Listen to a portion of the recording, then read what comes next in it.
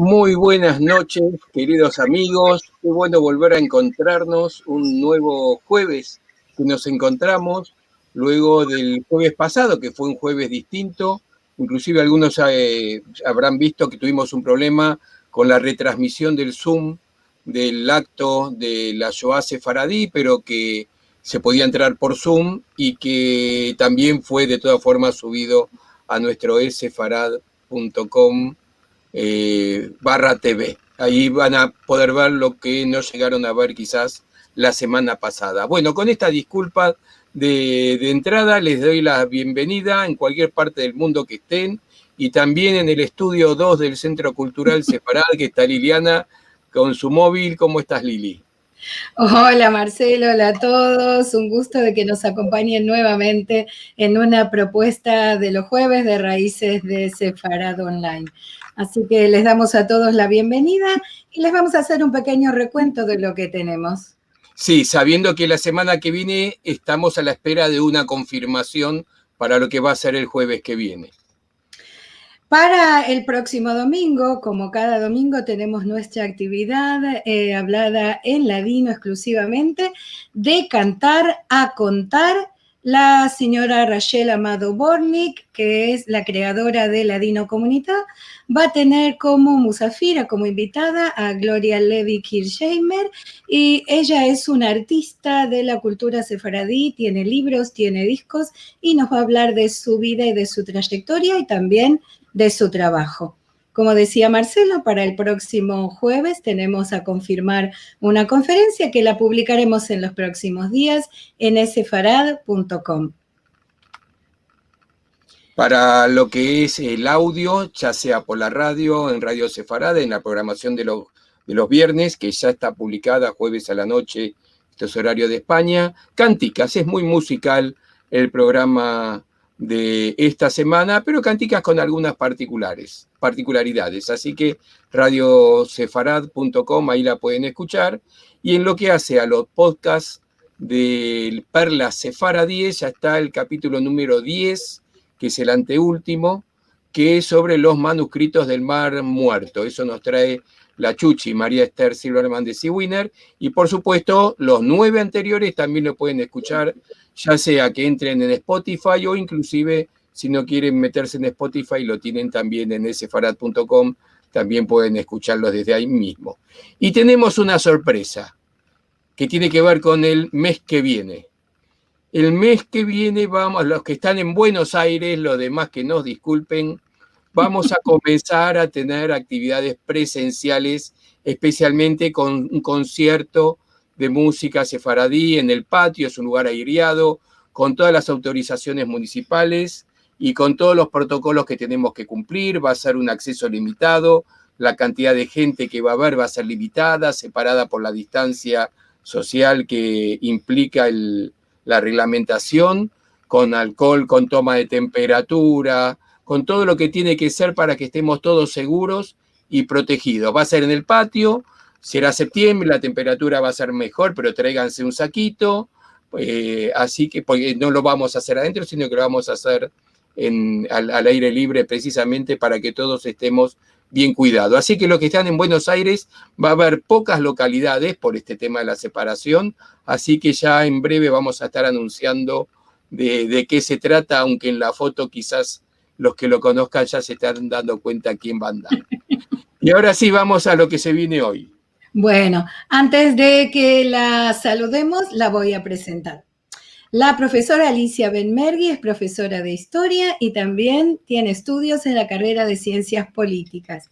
Desde hace años dicta charlas y cursos en numerosas instituciones judías y no judías en el ámbito local e internacional. Participa como disertante en congresos y seminarios, también en programas radiales y especialmente sobre temas de historia judía. Ha escrito numerosos artículos en diferentes órganos comunitarios y extracomunitarios y dirige la revista digital Milin Cultural con gran difusión en el ámbito también nacional e internacional. Y ahora sí, la saludamos a nuestra querida profesora Alicia Benmergui. ¿Qué tal? Buenas noches, un placer estar acá con ustedes y con todo el numeroso público que ustedes reúnen todos los jueves para estas entretenidas y ilustrativas clases que acostumbran a presentar. Y además de numerosos, debo decir que de cualquier parte del mundo. Estoy viendo ya los mensajes que empiezan a llegar, así que estamos recorriendo todo el planeta, que eso nos gusta, que nos dejen los mensajes también diciendo desde dónde nos están mirando y como siempre las preguntas y los saludos para dejarlos para el final. Alicia, te dejamos con la gente, dejamos las preguntas para el final, como te decía, y estoy preparando en un segundito tu PowerPoint, que ya casi lo tengo. Y un momentito, por favor, y ya hacemos. Ahí vamos, un segundito ahí. Ahora sí. Ahí estamos, entonces, Alicia, todo tuyo, la gente, para que disfruten un tema que anticipo interesantísimo. Bueno, en principio lo que yo quiero decirles es que esto no lo hago porque soy sefaradí, ni porque pienso, ni por quedar bien con nadie. Yo soy profesora y el tema mío es la objetividad, pero lo que esa objetividad marca es contar cómo estos sefaradíes fueron los primeros en expandirse en un montón de lugares y cómo llegaron a espacios y sitios a los que llegaron después los ashkenazim, qué pudieron y cómo pudieron. Y en este caso vamos a hablar de la historia de los primeros judíos que se instalan en los Estados Unidos y cuál es la razón y por qué lo hicieron y cómo fue que llegaron hasta allí. Así que, Marcelo, comencemos con esto. Comencemos con una historia que tiene que ver con una guerra. En principio, los Países Bajos, los que ahora llamamos holandeses, en ese momento eran los Países Bajos, libraron una guerra de 80 años con España. España era la dueña de esos territorios y los holandeses lucharon denodadamente para sacárselos de encima, así como estamos, para independizarse de ellos. Y luego empiezan a tener una guerra con los portugueses. Los holandeses siempre le pisaron los talones a los portugueses, porque en realidad los holandeses van a ser los primeros casi banqueros del mundo occidental y se apropian de muchas cosas que habían descubierto o que habían traído a la historia primero los portugueses. Y este es el caso de lo que pasó con el norte de Brasil. Hay una guerra que ganan los holandeses y los judíos de Ámsterdam, los judíos que vivían en Holanda, se van a ir, van a tratar de vivir ahí en este lugar que es en Brasil, en el norte, en Pernambuco, que esa es una zona, una región de la cual se van a apoderar los holandeses, y ahí va a estar la primera sinagoga que hay en América, sobre todo en América del Sur, y legal, bien vista y bien exhibida, que es la Kahal Israel, y es en Pernambuco. Mientras se apoderan y ellos dominan esta región, los judíos van a estar ahí. Lo que pasa es que se va a volver a librar otra guerra y los portugueses se van a apropiar, van a sacarse, esta guerra la van a ganar los portugueses. Así que los judíos no les queda otra que escaparse o esconderse, porque ahí está la Inquisición y va a ser muy severa con estos judíos. Así que van a pasar varias cosas. Van a quedar algunos que son falsos conversos, que son los judíos del Sertao, todas esas historias que en el futuro seguiremos contando. Y van a estar los otros, los que deciden irse porque temen al castigo de la Inquisición. Así que la siguiente, Marcelo, si podemos mostrar. Aquí entonces vamos a tener que ellos van a ir bordeando todo el continente de América del Sur. ¿No están los mapas ahí, Marcelo? Me parece que nos faltaron. A ver, miremos bien. Ahí están esos mapas. Ese mapa que estaba ahí. Ahí está. Hay dos mapas. Estos mapas lo que muestran es el recorrido que hicieron estos judíos que van a seguir por la América del Sur y van a llegar al Caribe. Y van a llegar a Iquique, digamos con la siguiente. Van a llegar ahí, como está todo el recorrido marcado, como ellos parten y se van a llegar hasta Curazao. Ahí en Curazao se van a detener un poco porque ya había judíos viviendo ahí en el Caribe, y después van a seguir su marcha hasta Nueva Ámsterdam. Nueva Ámsterdam es lo que después va a ser Nueva York. Así que si mostramos un poquito, aparte de mostrar, paseemos un poco y mostremos cómo era el Curazao de aquella época, que fue muy importante, tenía esa sinagoga que era muy bonita, la que pasaste anteriormente, acá. Es una sinagoga hermosa, y el modelo de todas estas sinagogas hispano-portuguesas van a seguir el modelo de la sinagoga de Ámsterdam. Piso de arena, la bimá en el medio, y van a ser todas muy parecidas entre sí porque ese es el modelo original. Bueno, estos judíos llegan ahí a Nueva Ámsterdam, llegan al puerto, y el gobernador, sigamos, Marcelo, lleguemos hasta ahí, hasta Nueva Ámsterdam. En Nueva Ámsterdam no había judíos, y el gobernador Stuyvesant, estamos hablando del año 1653, muy tempranamente, estamos hablando del siglo XVII. Y el gobernador Stuyvesant, un holandés, no los quiere dejar bajar a los judíos. Dice, no queremos judíos acá, ya sabemos que los judíos siempre traen problemas, y no queremos que desembarquen aquí.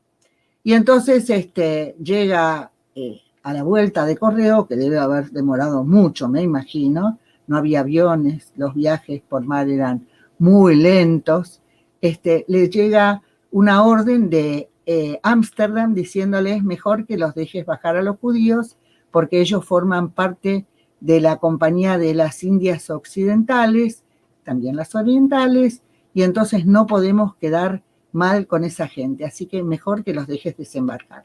Y así va a ser que un grupo de judíos, bastante exiguo, pero es el primero que llegan, van a desembarcar ahí, y son los primeros que van a vivir en lo que después será Nueva York, cuando los ingleses se apoderen de este proyecto de ciudad, porque verdaderamente es un poblado con calles de tierra. Sigamos a la siguiente. Acá tenemos el puerto, de lo que era el puerto de Nueva Ámsterdam, de cómo estaban las naves ahí y recorrían el lugar. Yo creo que ya es suficiente, ¿no? Que todas las han visto. Y bueno, acá van a llegar el primer núcleo hispanohablante y judío. Bueno, sigamos entonces ahora con, ¿por qué estoy mostrando acá lo que es la bolsa de Nueva York? Es Wall Street. ¿Pero por qué se llama Wall Street? Porque este es uno de los lugares más viejos y más antiguos de Nueva York. Aquellos que viven lo saben. Está ahí, fue lo que estaba la muralla que rodeaba la ciudad de Nueva Ámsterdam para protegerla de los invasores.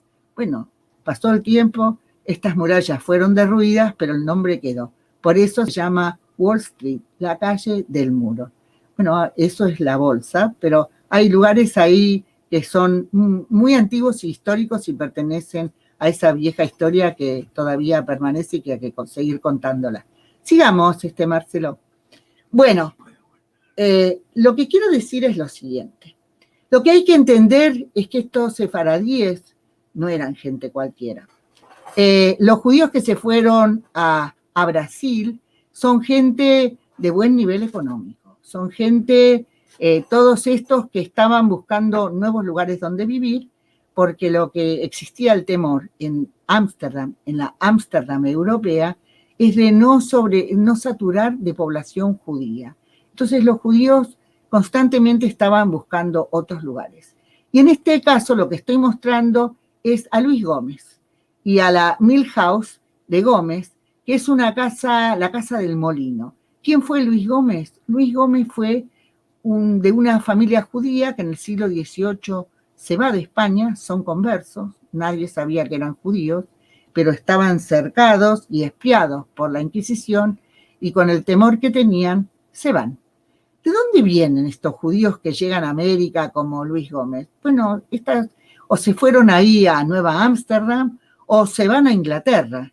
Inglaterra recibe judíos, los deja entrar y en Inglaterra había una comunidad sefaradí muy importante y muy poderosa, sobre todo a partir de 1656, que se instalan y son judíos adinerados, son judíos que conservan o retornan al judaísmo y que van a conservar todas las normas del judaísmo. Y a partir de ahí, muchos de estos judíos van a irse o a las colonias de los Estados Unidos o van a circular con Portugal, y esta familia Gómez se establece en el norte del estado de Búfalo, tienen este molino y comercian con los indios.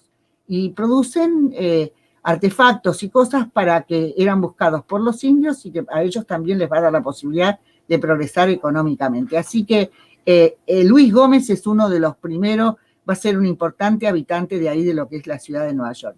La siguiente, Marcelita, por favor.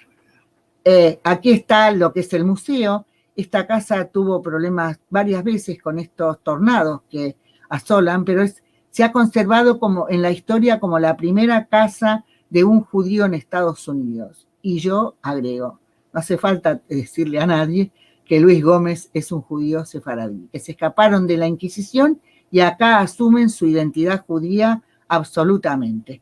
Así que bueno, sigamos con estas imágenes. Estaba en Marlboro, en el estado de Nueva York, y si quieren podemos mirar un ratito. Acá está la historia de cómo llegaron ellos ahí, cómo se instalaron. Estamos hablando de 1714, y si quieren podemos mirar un poco de cómo era este lugar. No sé, sí, ahí la está ensanchando los vos. No importa, no importa. Acá no va nada. Ahí ponte ahí.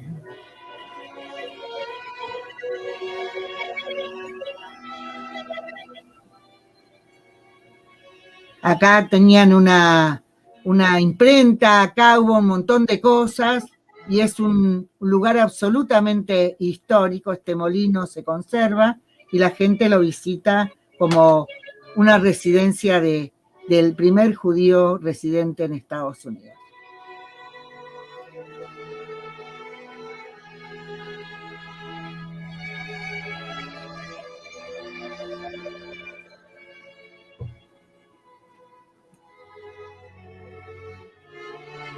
Okay.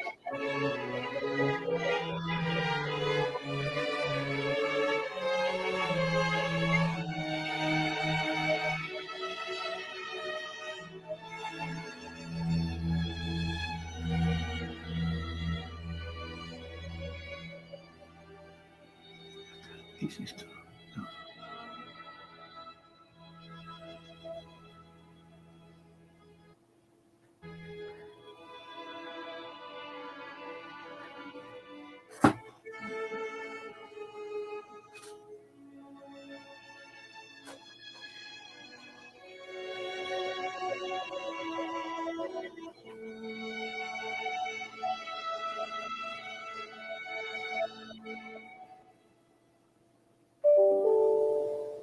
Gran parte de estos sefaradíes han tenido sus descendientes. Son familias de la cual permanecen estos descendientes y muchos de ellos permanecen como judíos. Ahora vamos a mostrarles. Lo que yo quiero es que entiendan una cosa, que cuando se empieza a producir una división en la población norte de que viven en estas colonias, porque todavía no podemos hablar de Estados Unidos, los judíos se van a dividir un poco en dos. Los que van a estar a favor de la independencia y los que van a estar de parte de los ingleses, porque también es cierto que los ingleses los han ayudado, también es cierto que ellos han podido vivir con libertad ahí, así que hay partidarios de los dos bandos en este caso. En este momento lo que les quiero mostrar, lo que se está viendo es el primer cementerio de estos judíos hispano-portugueses, que el cementerio se llamó como la sinagoga Shearit Israel. Y ya ven, está en la ciudad de Nueva York entre el año 1656 y el año 1833 en que se construye otro cementerio. Así que quiero que lo miremos bien. Está el segundo cementerio que fue entre 1805 y 1829, que también se construyó lo mismo que la sinagoga ahí de Nueva York. Bueno, ahora vamos a, ven, esta es la sinagoga, yo fui varias veces a Nueva York y no me di cuenta que estaba tan cerca de ahí, no me había dado cuenta, no me había fijado, es imponente, es una sinagoga preciosa, después la vamos a ver, también tiene el mismo estilo de construcción, la bimá en el medio, como es en el estilo sefaradí, pero esta conserva algo de esa primera sinagoga tan hermosa que se construye, que sigue existiendo, que está ahí en Ámsterdam. Bueno, y acá está el homenaje, que es al reverendo Gershon Mendes Seixas, que va a ser uno de los primeros rabinos que va a estar ahí, que va a oficiar, y la tumba de él está en ese cementerio que tuve la oportunidad de visitar. Cuando puedan viajar, y los que tengan ganas, y los que viven, ahí está la tumba, que está ahí en Chinatown, ahí en el medio, ese cementerio está ahí, y hay de una visita que vamos a ver, un film, que acá está, lo vamos a mostrar porque son gente que vino de Brasil a rendir homenaje a esta gente que vino acá. Así que lo vamos a escuchar, ¿sí? Este es el cementerio de ahí que está en pleno centro de Nueva York, o por lo menos en el pleno centro de Chinatown. Estamos aqui no cemitério da comunidade Shearit Israel, a primeira comunidade judaica nos Estados Unidos, fundada por judeus portugueses vindos do Recife, Brasil colonial. Cemitério em Chatham Square, Nova York, hoje em dia no meio de Chinatown. Vários túmulos com inscrições em hebraico, inglês e português, às vezes espanhol. Aqui o túmulo do rabino Gerson Mendes Seixas, que participou da tomada de posse do George Washington como primeiro presidente americano. Foi representante da comunidade judaica.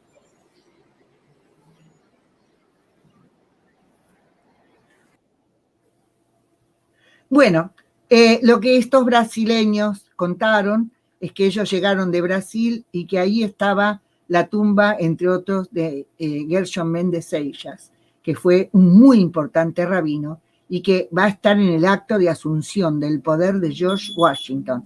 Por esto que les decía, de esta cosa que está relacionada con la participación judía en esta lucha por la independencia de Estados Unidos. Muchos perdieron la vida y otros sus capitales, pero estos judíos participaron todos, los sefaradíes primero y los ashkenazim también, en esta lucha por este nuevo país que habían elegido para vivir en él. Sigamos con la siguiente.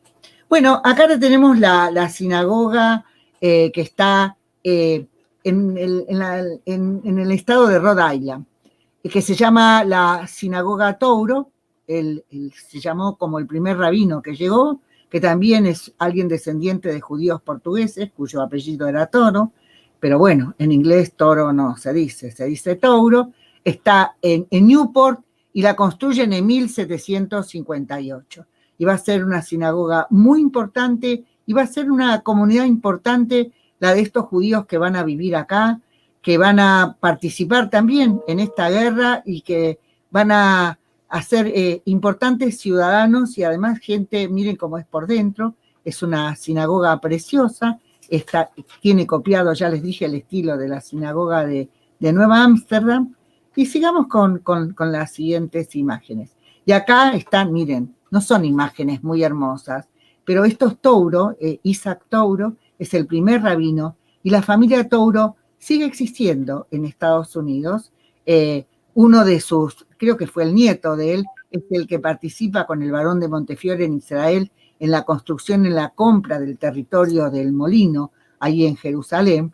Y también son gente que hay una universidad que se llama Touro en la actualidad, y además participaron en la Segunda Guerra Mundial aportando barcos y todo lo que pudieron. Así que estas familias continuaron siendo judías, continúan, y tienen esa historia en los orígenes prácticamente de la historia norteamericana. Sigamos. Bueno, acá lo tenemos a Aaron López.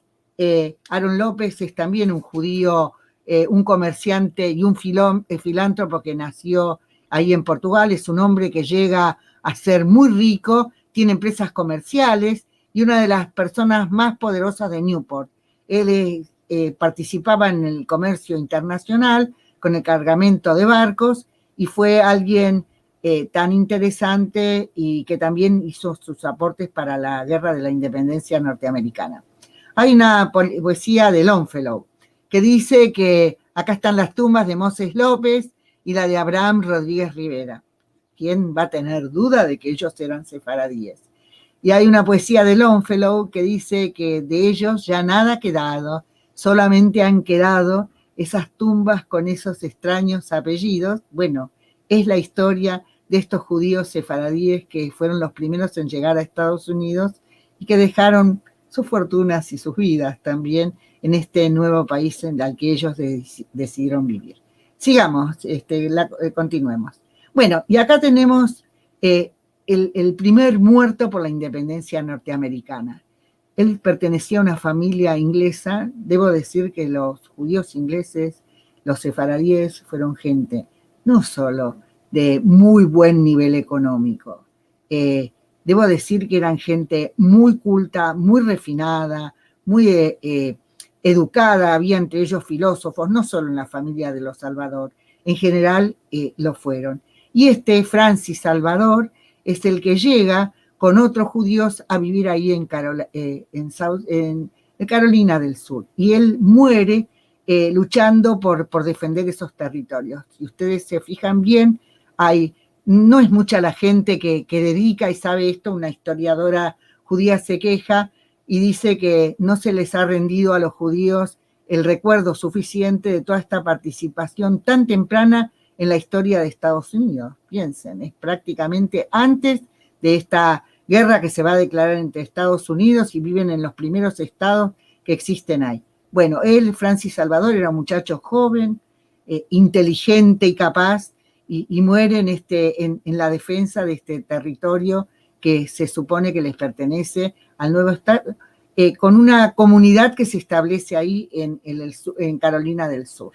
Así que bueno, recordémoslo y continuemos con el homenaje a este tipo. Lo atacaron los indios, le sacaron la cabellera, fue bastante trágico, pero él luchó a favor de la independencia de Estados Unidos. Y acá está la Kahal Kadosh, que está ahí en la ciudad de Filadelfia, en Philly, como la llaman los norteamericanos. Y ahí están también estos primeros judíos que van a vivir ahí. Y ahí va a estar una también de las viejas sinagogas sefaradíes. Ahí está una abierta, está considerada como la sinagoga de la Revolución, y aquí ya empiezan a juntarse judíos sefaradíes con judíos ashkenazim que vienen después y que los viven buscando estas comunidades judías sefaradíes para poder vivir cerca de judíos. Son judíos ashkenazim que prácticamente casi son expulsados de Europa porque viven en lugares de lo que era el antiguo imperio germánico, que se ha fragmentado en numerosos espacios donde solamente podía quedarse viviendo cerca del padre, el hijo mayor, y los otros eran expulsados, se tenían que ir. Y muchos eligen vivir o buscar su futuro en este continente que es América. Bueno, sigamos. Y acá tenemos una foto. Y esta foto son las imágenes de acá, de un monumento que hay en Chicago, que rinde homenaje a un judío que no era sefaradí, que era Haim Solomon, que le presta el dinero. Yo debo decir algo que no lo mencioné. La mayor parte de estos judíos sefaradíes, y los no sefaradíes también, eran masones, formaban parte de la masonería, y ustedes saben que la masonería norteamericana fue muy importante en esta lucha por la independencia, que no tenía, como la masonería española, la prohibición, el antagonismo que existía entre religión e identidad. Acá en este caso se podía ser perfectamente judío, cosa que todos estos judíos fueron, pero podían ser masones, porque para ser masón no hacía falta identificarse religiosamente. Y lo que hace Haim Solomon, que era un polaco que hablaba como 9 idiomas y que se establece ahí en Estados Unidos, y que lo meten presos los ingleses, y él trabaja a favor, como espía de los ingleses a favor de los nuevos americanos. Y entonces él se escapa, logra escaparse, y él es el que pone su dinero al servicio de Washington y de todo lo que es necesario para este ejército revolucionario. Nunca le fue devuelto nada y que casi no se acuerdan. Menos mal que le dedicaron estos monumentos, y hay otros lugares donde está diciendo qué fue lo que él hizo. Prácticamente se fundió. Él no sacó ningún rédito de todo este servicio que él hizo a la independencia, a la lucha por la independencia norteamericana. La siguiente, esta es la sinagoga de la Revolución Americana y es la más antigua y que sigue ejerciendo oficios ahí, la gente va.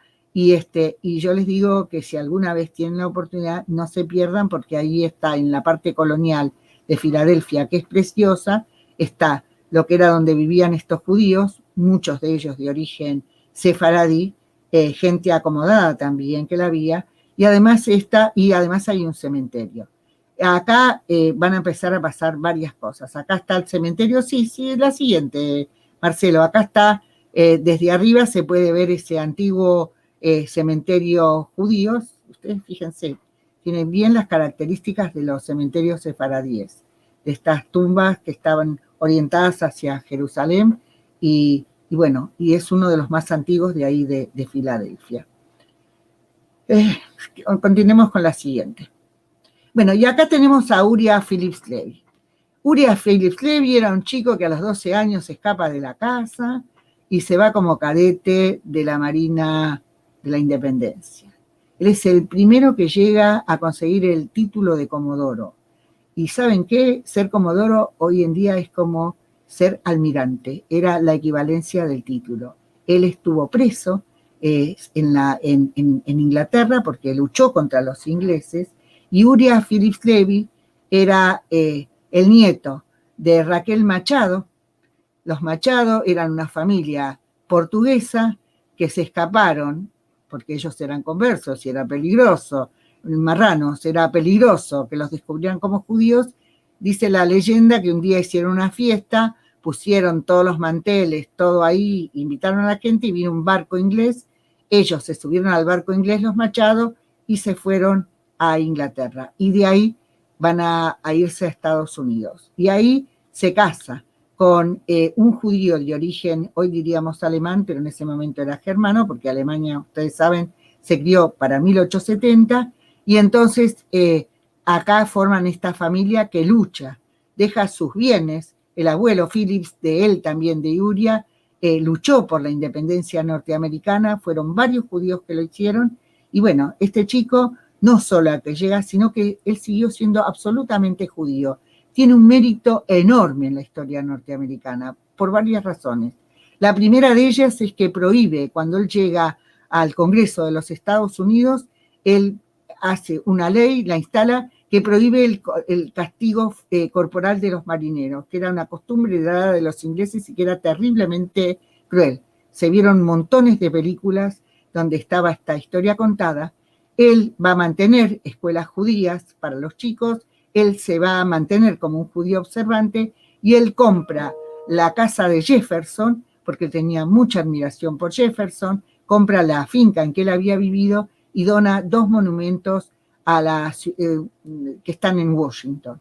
Y para decirlo mejor, él siempre vive y muere como judío. Había que tener mucha presencia en esos años para hacerlo, y bueno, él es uno de estos héroes judíos de la independencia, y lo que tenían era mucho orgullo de su ascendencia sefaradí. Él era primo, ahora van a ver más cosas. Es la siguiente, Marcelo. De este que fue Mordejai Noah. también eran primos. Él también era descendiente y Mordejai Noah dicen que era un tipo brillante, que era un extraordinario periodista. Dicen que él fue el mejor de los periodistas norteamericanos de origen judío y que fue uno de los intelectuales más interesantes dentro de ese mundo. Y él tenía un sueño. Él quería crear una colonia para los judíos cerca de Canadá, para que los judíos que vivían, los judíos ashkenazim, para que los judíos que vivían ahí, que eran tan sometidos a vidas tan duras y en condiciones tan penosas y humillantes, se radicaran ahí. Él va a ser designado el primer embajador en Marruecos, porque Marruecos, no sé si ustedes lo sabían, pero yo se los cuento, es el primer reino que reconoce la existencia a Estados Unidos. Y entonces ahí él va a estar como embajador.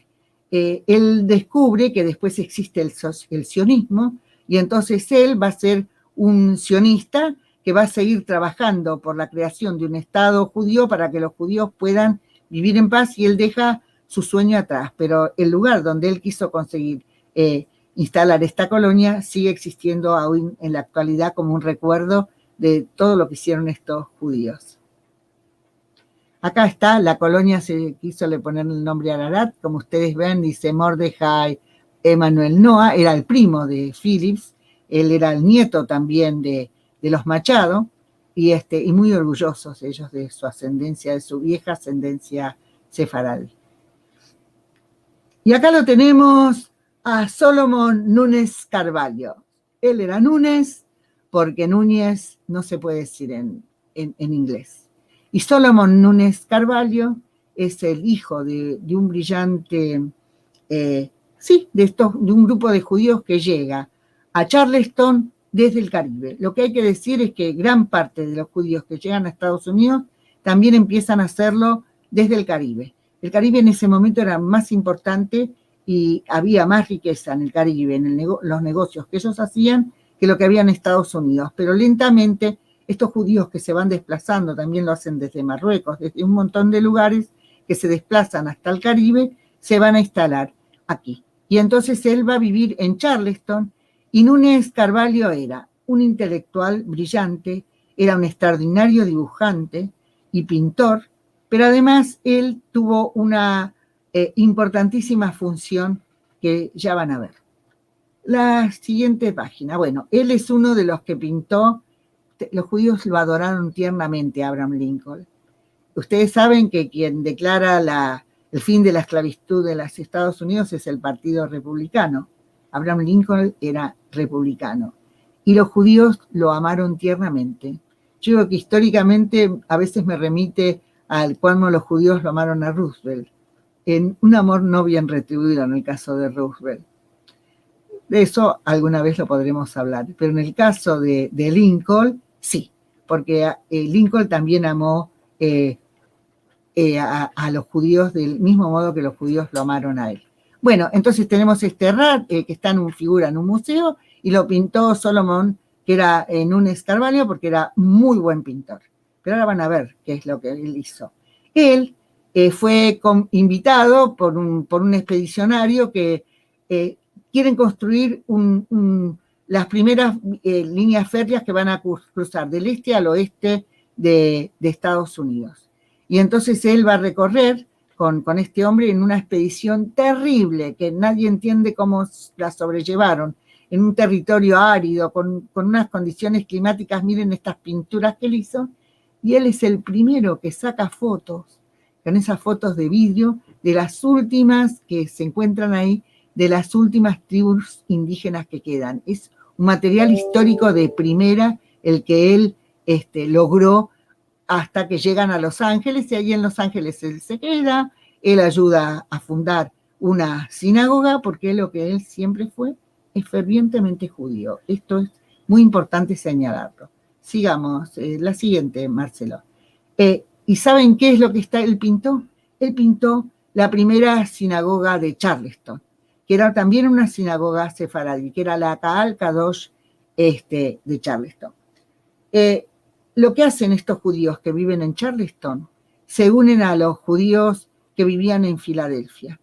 Y lo que tratan es de terminar un poco con rituales sefaradíes que ellos consideran que son muy antiguos y que no le dicen nada a la gente, a los chicos que están naciendo y a los jóvenes, y hacen la primera congregación conservadora. ¿Por qué la hacen? Bueno, porque estaban la evangelización de los protestantes era muy intensa.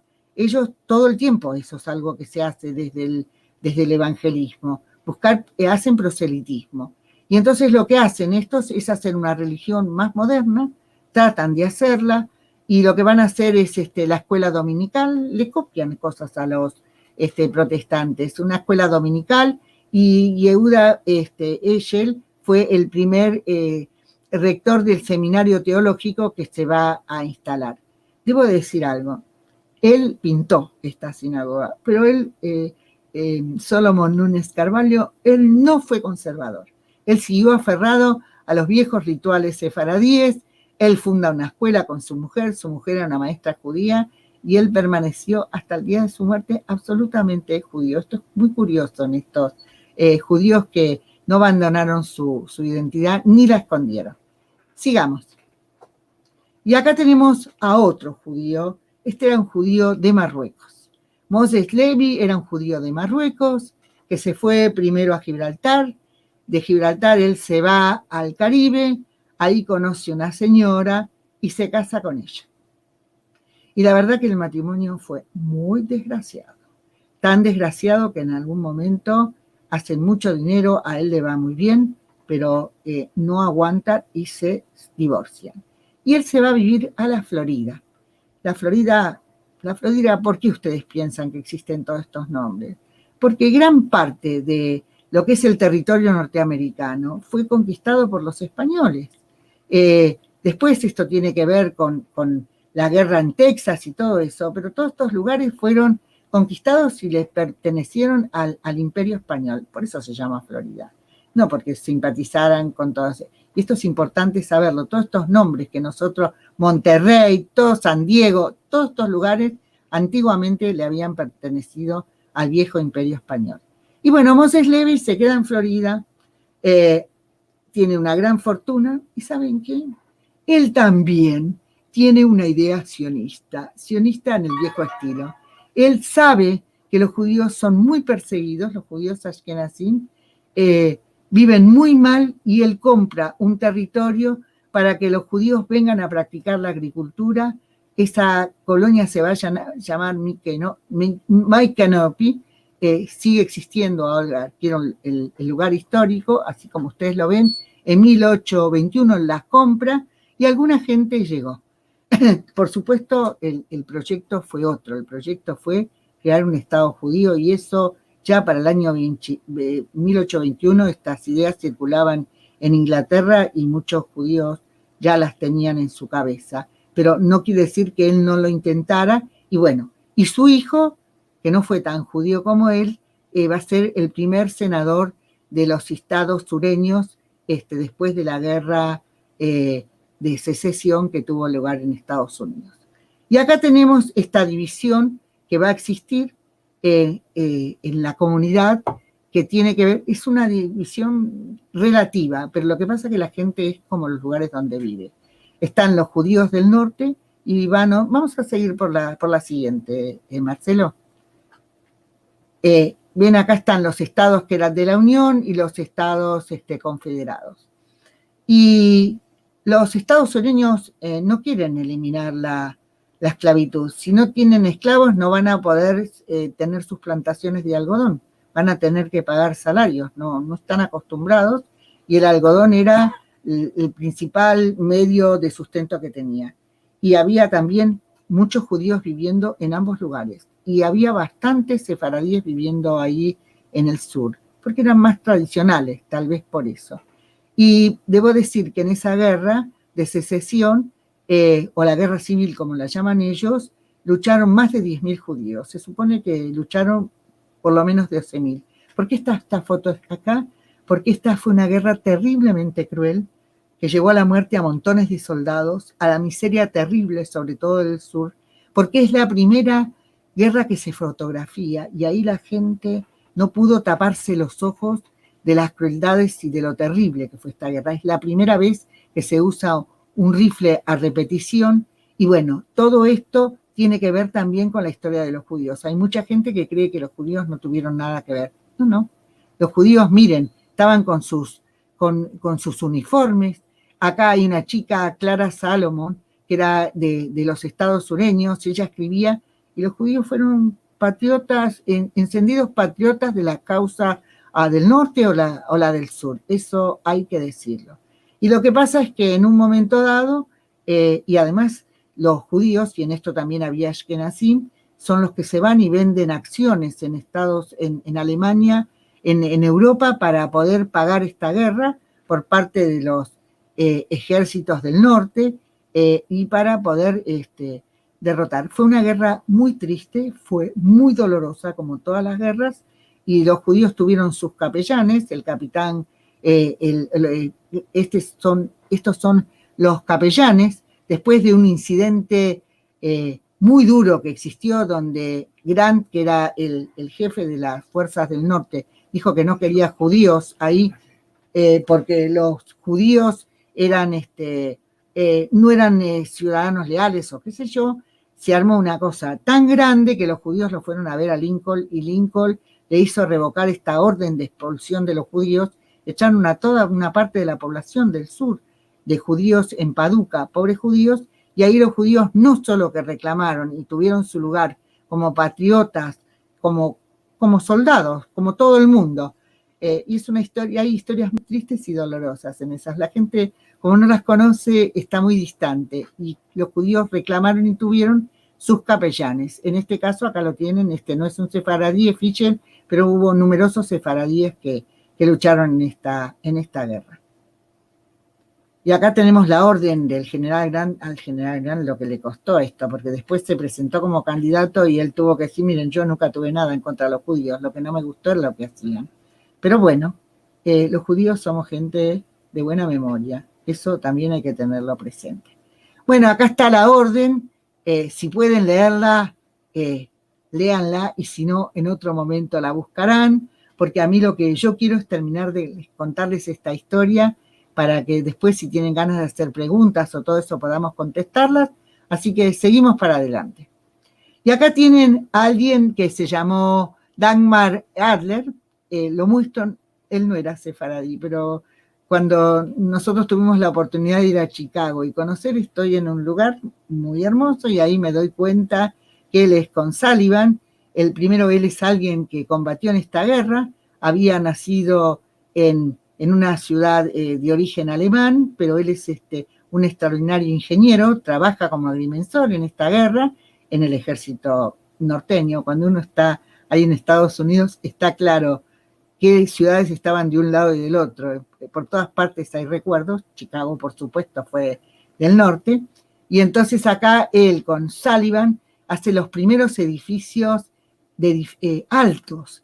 Fue un extraordinario arquitecto y una de las más hermosas sinagogas, y acá tenemos quería contarlo, de 1889 él hizo el auditorio de Chicago. Hay muchos ingenieros y arquitectos judíos que trabajaron en todo Estados Unidos y en Chicago también, pero este es uno prácticamente de los primeros que trabaja con Sullivan en esta renovación de la ciudad de Chicago. Siguiente, Marcelito, que estoy apurada porque quiero que tengamos oportunidad de charlar un poco. Y este es el senador David Levy Jury. David Levy Jury es el hijo de Moses Levy. Bueno, él se convirtió y elige llamarse Levy y se pone el apellido de sus ascendientes que vivían ahí en Marruecos. Él y el padre hicieron el primer ferrocarril que recorrió los naranjales de la Florida, que permitió la cosecha de naranjas y la circulación por Florida. Él fue una figura muy importante y fue absolutamente sureño. Él no tenía nada que ver con los ejércitos del norte. Sigamos, y acá tenemos una de las figuras más brillantes y más notables. era alguien notablemente inteligente, que fue Yehuda Philip Benjamin, que vino de una familia sefaradí que llegó del Caribe, que se instalan ahí en Charleston. Él llega a ser una de las cabezas pensantes, uno de los ministros más importantes del ejército sureño. Él prácticamente lleva adelante todas las negociaciones y todo. Era alguien de una brillante inteligencia, pero bueno, finalmente son derrotados y entonces hay billetes de la época del ejército de la Confederación que tiene su imagen. Cuando se produce esta derrota, él decide abandonar y ir a su territorio. Y acá, ¿por qué se los muestro? Acá está Yehuda Touro, el nieto del rabino Touro, que está con el barón de Montefiore. Ahí es que yo conté como el barón de Montefiore, que yo lo llamo el Congreso Judío Montefiore. Yo creo que no hubo, creo que si hay alguien que se merece nuestro amor, nuestro reconocimiento, no solo de los judíos del mundo, fue el barón de Montefiore, que tantas cosas hizo por los judíos en todas partes. Sobre todo lo hizo también por Israel. Y él decide que él quiere que los judíos dejen de vivir en la ciudad amurallada de Jerusalén, y porque quiere construir un lugar donde los judíos pudieran trabajar y vivir dignamente, mejor que en la vieja ciudad amurallada. Entonces lo va a ver a Yehuda Touro, le pide que colabore con él. Yehuda Touro era muy judío y también era un gran benefactor. Y entonces da una gran suma de dinero, se la da a Montefiore y compran los territorios donde está el molino. Ahí eso es lo que donó el barón de Montefiore con ese molino que vuelve a andar ahora, y también colaboró Yehuda Touro. Por eso está su imagen puesta aquí. Bueno, hay algo, y acá la tenemos a Vanessa Paloma. Ella canta una canción típicamente sefaradí y nos muestra esa preciosa sinagoga. Así que nos vamos a despedir con esta última imagen y con este hermosísimo canto.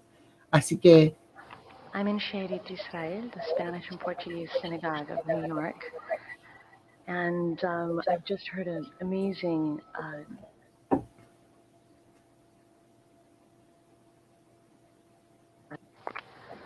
I'm in She'erit Israel, the Spanish and Portuguese synagogue of New York, and I've just heard an amazing tour by Alana Schutz, the programming director here, and she told us about the history of the synagogue and how it was not this building, but this congregation was the first congregation in America with the Jews that came, the 23 Jews that came in the 1680s, and so, or 1654.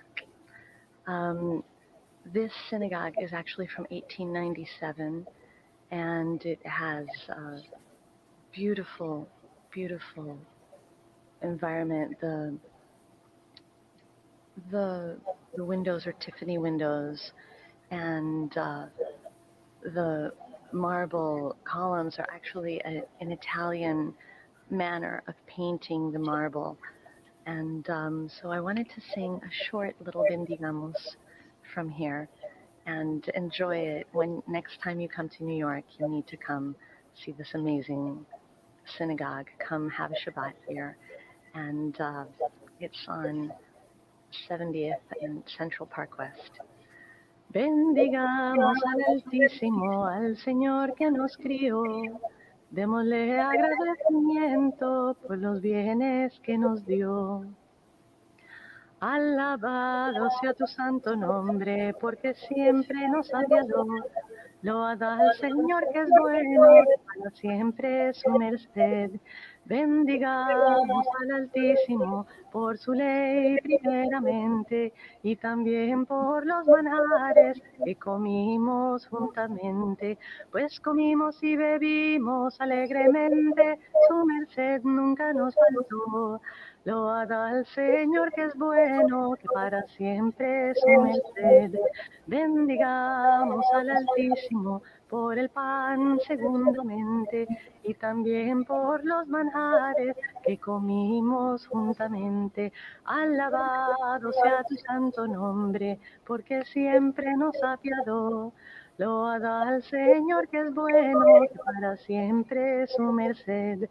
Bendita sea la casa esta, el lugar de su presencia, donde guardamos su fiesta con alegría y permanencia. Alabado sea tu santo nombre, porque siempre nos apiadó. Loada al Señor que es bueno, que para siempre es su merced.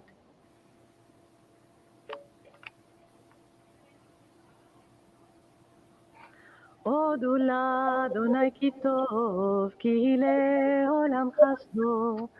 Odula Adonai Kitov, Kile Olam Chasdo. Odula Adonai Kitov, Kile Olam Chasdo. Odula Adonai Kitov, Kile Olam Chasdo. Bueno, ella es una cantante judía, marroquí, y la verdad que Vanessa Paloma cantó muy lindo. Así que bueno, esto es todo lo que tenemos hoy, por esta vez, sobre esta historia. Maravillosa exposición, Alicia, muchísimas gracias. Tenemos unos cuantos mensajes de saludos y de preguntas. También tenemos alguna que otra pregunta para hacerte. Así que... Sí, vamos avanzando porque hay preguntas, así que esto continúa. Bueno. Bernardo Guzmán saluda a todos con un cordial shalom desde Tucumán. El tema de hoy es muy interesante y espero disfrutemos la charla, esto desde tempranito. Bueno, me alegro. Claudio Dachi, shalom, soy de Santana del Livramento, Río Grande do Sul, Brasil, frontera con Uruguay. ¡Salud! Mucho gusto. López Castro Bienvenido. Nos manda shalom desde Madrid y está desvelado hasta ahora, ¿eh? Marcela Friedelman, buenas noches a Liliana y al esposo. Bueno, esposo mío, buenas noches. Alan Carciente, buenas tardes desde Caracas. Un apellido muy antiguo. Freddy Borrero, cordial saludo desde Cartagena, en Colombia. Pablo, nuestro querido amigo. Hola Liliana, Marcelo y Alicia, un gusto verlos y escucharlos. Muchas gracias. Carla Citomber, shalom desde San Diego.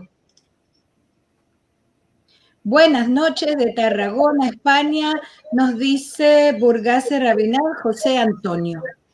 Bueno, buenas noches. Y este debe ser algún conocido, me imagino. Mi hijo.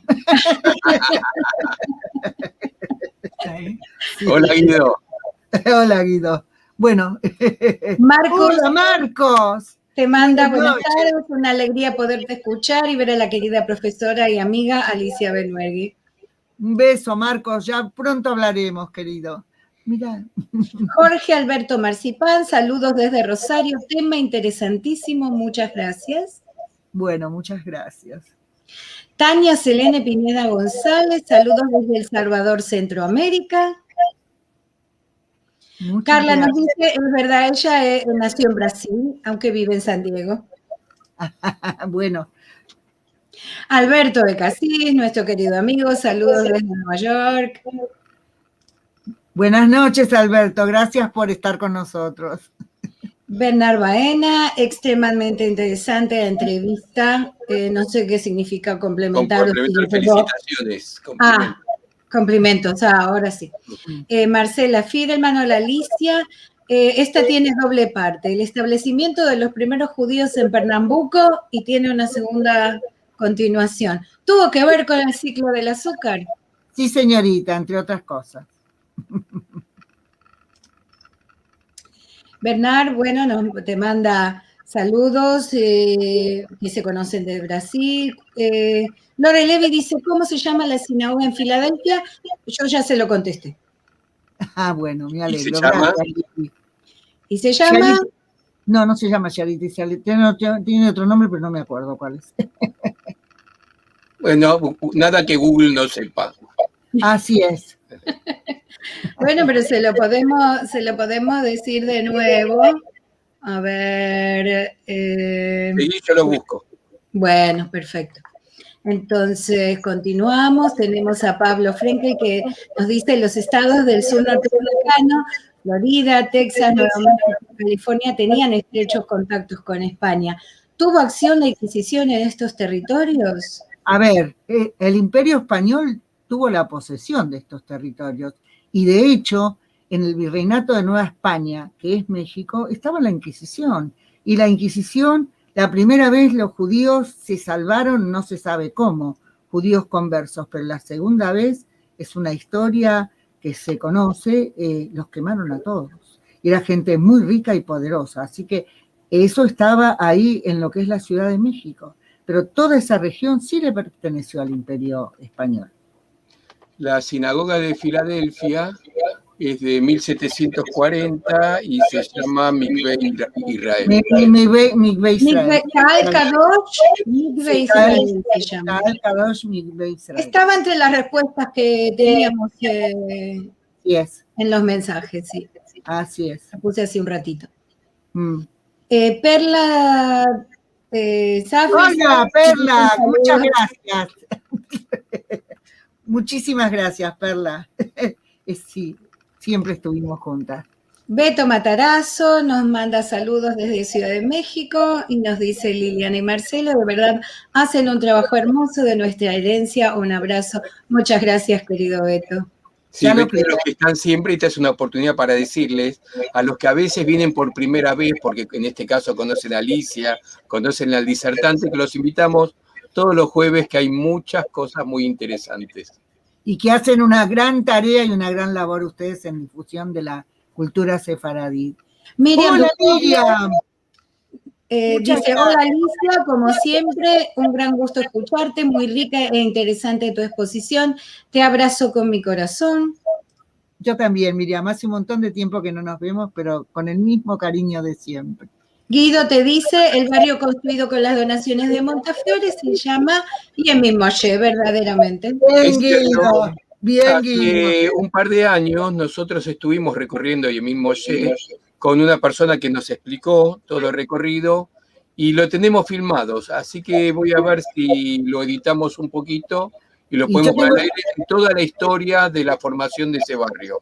Así es, y además de lo que fue reconstruir y arreglar ese molino, porque ese molino lo volvieron a arreglar, y todo, sí. ¿Y por qué estuvo puesto ahí?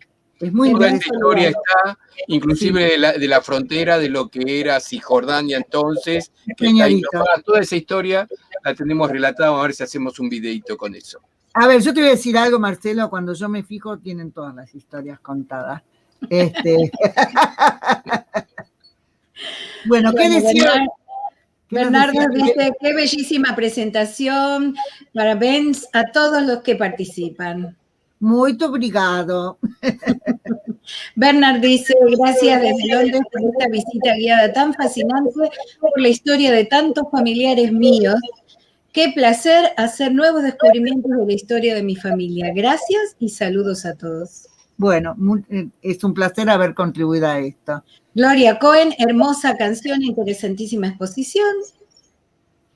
Linda Catalán Clar nos dice, qué hermoso cantas, bendigamos, un placer sentirla. Y es tan sefaradí.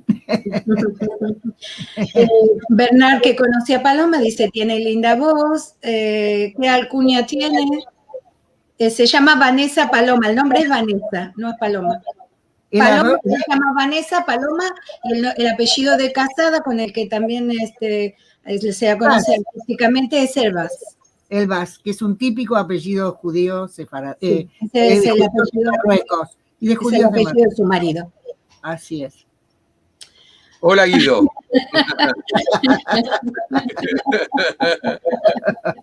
Bueno. Berta Kogan dice, excelente. Muchas gracias.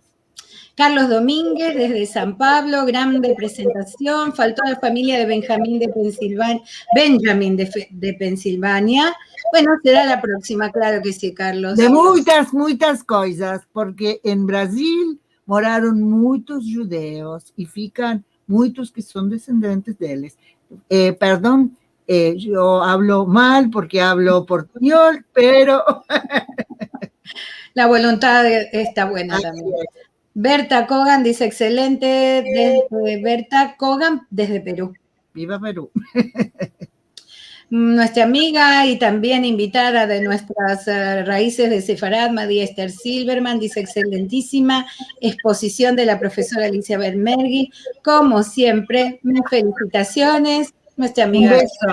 Un beso a Chuchi, siempre te recuerdo con mucho cariño. No se pierdan el podcast de esta semana de los manuscritos del Mar Muerto en Spotify y en sefarad.com.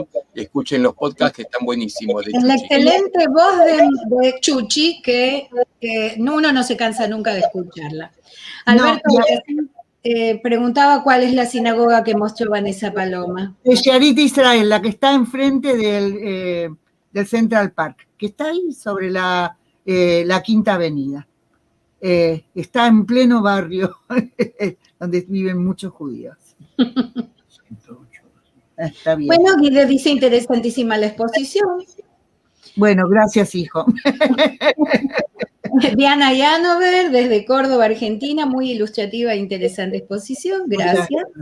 Muchas gracias. José Luis Tarica, brillante como siempre, muchas gracias. También es un asiduo asistente a las presentaciones de Raíces de Sefarad. Con esos típicos apellidos sefaradíes. Betty. ¡Hola, Betty! Muchas gracias, Betty. Gracias por estar con nosotros. Guido dice, los jordanos le volaron la cúpula original en la Guerra de Liberación de 1948, es el molino de Montefiore, para el que estaba distraído.